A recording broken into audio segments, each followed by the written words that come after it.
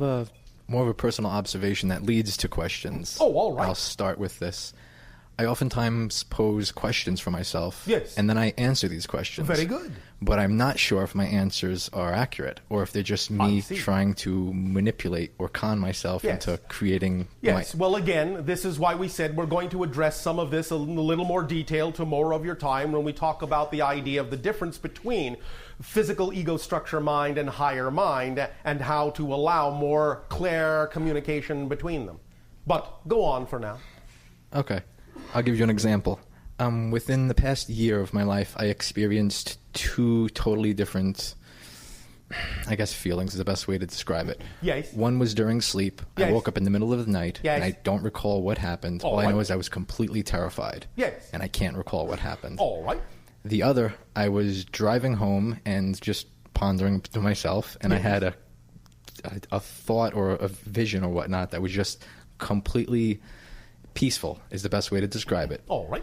Now, thinking of these two things, I try to figure out what the hell happened, to be honest with you. Why? Because I don't know Why do you need to? I'm just trying to see if there's some sort of relation between the two in which I'm trying to give myself some sort of push in the right direction to see what I'm capable of experiencing. All right, very good. Then in a sense, you have actually figured out the purpose for the experience. Okay, so I do answer my own questions properly then. All right, thank you. Thank you. And can I ask you another question? That was a question. Well, I'll ask you another one after that. All right. I oftentimes experience synchronicity with timing, 10, 10, 11, 11. Yes. Does that work the same for everyone, in which those are little signposts that you put out for yourself? Yes. Okay, then that's... To let you know that you are on your path. Okay. How about my profession? What about it? Have I done it in...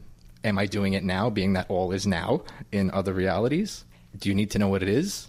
You may share if you wish. Okay, yeah, I'm a funeral director. No, I see. Am I doing this type of work in other realities with other beings right now? A few. A few? Not a lot, but a few. Okay, so I am some sort of And other things, similarly connected. Okay. That you may or may not want to go into now. Oh, I can if you'd like to reveal, but I wouldn't know what questions to even ask. I mean, I'm always drawn toward the health field or more toward the healing aspect of things. All right. And well, you have also, in that sense, obviously, thus then experienced healing in other lives as well. Okay. Both healing of yourself and healing of others. Okay. Nevertheless, is that more representative of your excitement? I believe so, yeah. But I'm not sure. No, I really think I am. Oh, you really know you are? I'd like to know I am. Oh, all right. Answer this question, if I may thus then turn the tables and ask our own. Go ahead. How does a healer heal? You can heal in various ways. I can heal... Can you now? Sure. I tell you this. You cannot heal anything. Okay. Now, I ask you again. How does a healer heal? They don't. Thank you. Why? Give me a second. Let me think. Seconds up. I would say all you do is allow the other individual to really... Yes. To pretty much let them know that they know what's going on already, and all I'm doing is nudging them in the right direction. How? How do I do this? Yes, how does the healer do that? Well, I'd like to say in various ways, but you're going to tell me you probably don't again. Well, there are various approaches and various styles, but what is the fundamental thing that is common to all of them? Healing. And how are they getting that idea across to the person that requires the healing? However the person needs to receive it. But fundamentally, energetically.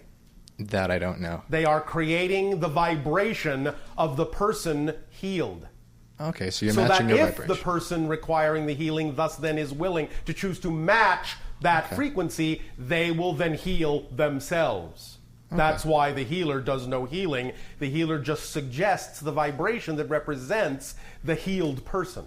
Okay, so it's by matching the vibration is when the healing actually occurs. When the person requiring the healing matches the vibration of the healer that represents the healed state, they heal themselves and the healing occurs, yes. Okay, and last one. Could you tell me what scared the heck out of me?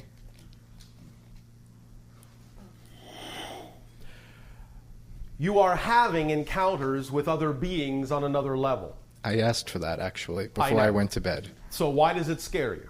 I have no clue. I'll tell you why. I wasn't ready to receive this type of... Well, I'll tell you why. understand again that there are certain belief systems within the physical mind's ego structure that it interprets as loss of control. Okay. You were never really out of control, but the physical mind interprets certain sensations as loss of control and goes into what you call survival mode because it thinks it's being annihilated. It's not. You just have to allow it to get used to the fact that that transition from one level to another is not really going to kill it. It's just going to realign it a little bit. Okay, so that's why I feel as if I'm never really alone. Yes. Okay. And well, there are other reasons too. Help? Could you all have guides, you know. Okay.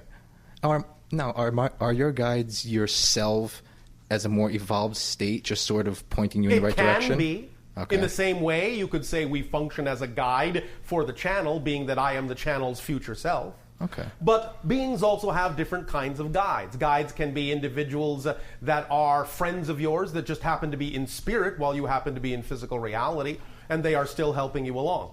Okay. It can be many different things. And but everyone has them. Everyone.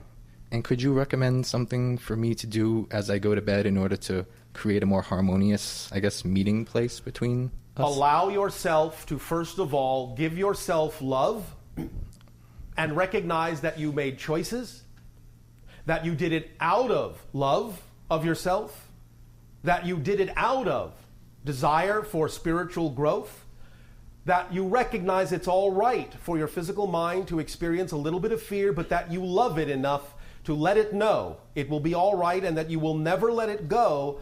You will just give it the proper place in your home. And that together, all aspects of your consciousness will have the experience and each will benefit from sharing in its part of the experience. Tell yourself that when you go to sleep and allow yourself to know that it is all for your own positive reason. Okay. And it will eventually, whether quickly or slowly, begin to dissipate the concept of fear. Now, when that happens, you will actually gain more conscious recognition in the other dimension of what is actually happening while it's happening. And again, that may bring up the fear again, but go through the same understanding that this was chosen, that it will not eliminate your ego structure. The ego structure will be allowed its due and find its proper place. It will be taken care of. It will be nurtured. It will be helped along until you allow yourself to become the whole being where all of the so-called components lose their borders and start functioning in a holistic way. Okay. Does that make sense? Sort of, yes. Sort of, yes. Or you could allow your own imagination to supply you with what you believe will work best for you. Okay. All right. And finally, what can I do to remember my dreams or to participate more in them? Because most nights when I go to bed, I just wake up and it feels as if nothing actually happened. Some of what I've just told you will also help you recall what's going on. Okay. All right? Thank you very much. Thank you. Pleasant dreams. Thank you.